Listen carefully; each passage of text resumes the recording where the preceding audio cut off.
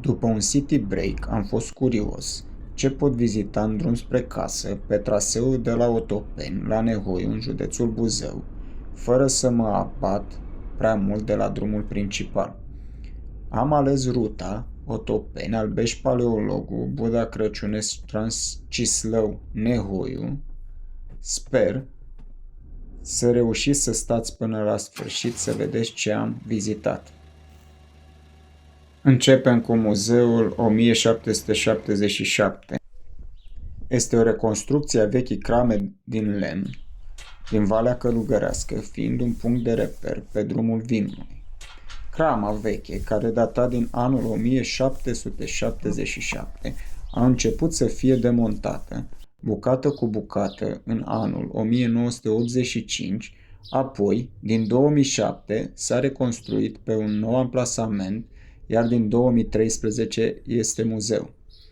O mare parte din structura originală a fost păstrată, bârnele de stejar din interior, ușa de la intrare și multe alte piese.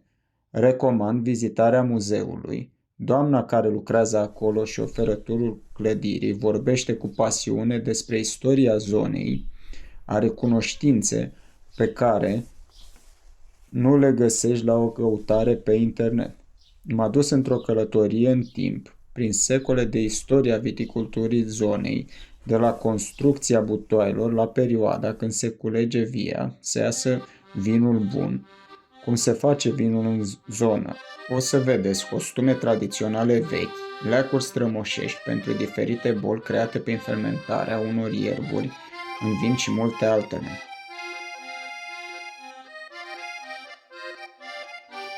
Plec mai departe, spre următorul punct turistic, la Chilii, din comuna Tătaru, satul Podgoria.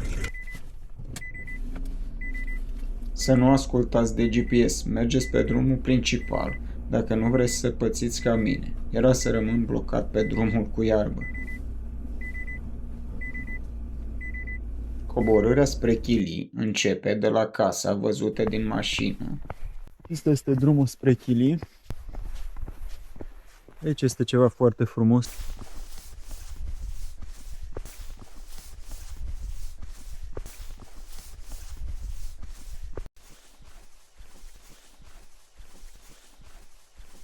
Să vedem unde sunt chiliile și cât mai avem de mers până la ele.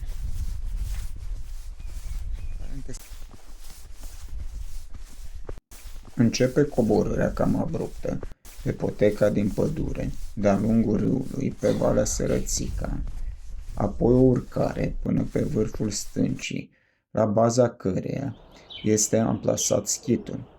Este unul dintre cele mai misterioase vestigii religioase din zona estică a județului Prahova. Acest schid rupestru este un monument istoric de interes național, datând de la sfârșitul secolului al XVI-lea, începutul secolului al XVII-lea. Aici călugării se retrăgeau pentru rugăciune, dar și în vreme de război, deoarece chiriile erau izolate și greu de găsit de către cotropitori.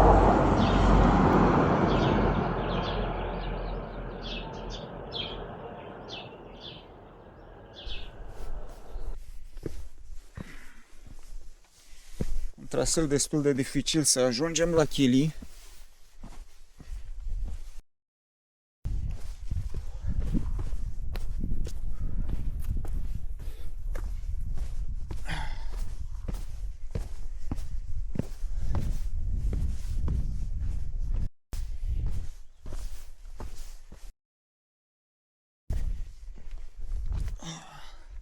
Destul de greu, trebuie să aveți grijă când coborâți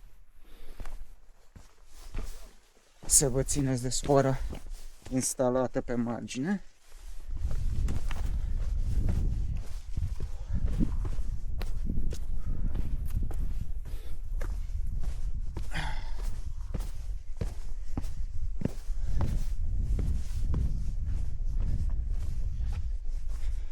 Ce interesant este peretele acesta de rocă. Și acum să urcăm pe scară.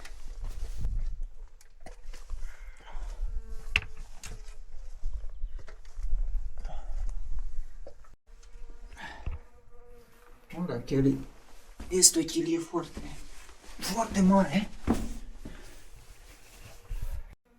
Sunt curios cât le-a luat călugărilor să sape în piatră.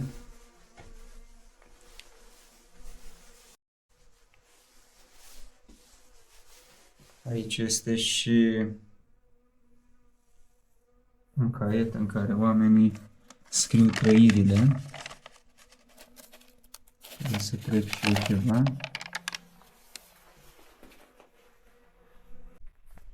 La întoarcere am admirat din nou, înainte să ajung la mașină, ce a creat o familie. Locația se numește La Bibliotecă. În curte sunt tot felul de sculpturi de lemn, figurine și o mică tiroliană. Continui drumul și la aproximativ 19 km de chilii se trece printr-o pădure deasă și un drum presărat de curbe, Transcislău, care are aproximativ 11 km. Este cunoscut și ca drumul Doamnei Neaga, drumul județean 102C, un drum județean spectaculos datorită traseului pitoresc și sinuos, foarte popular printre motocicliști și turiști. Pornește de la drumul național 10 din Cislău către Buda Crăciunești și intră în județul Prahova pe la Mireșu Mic și continuă prin Sângeru.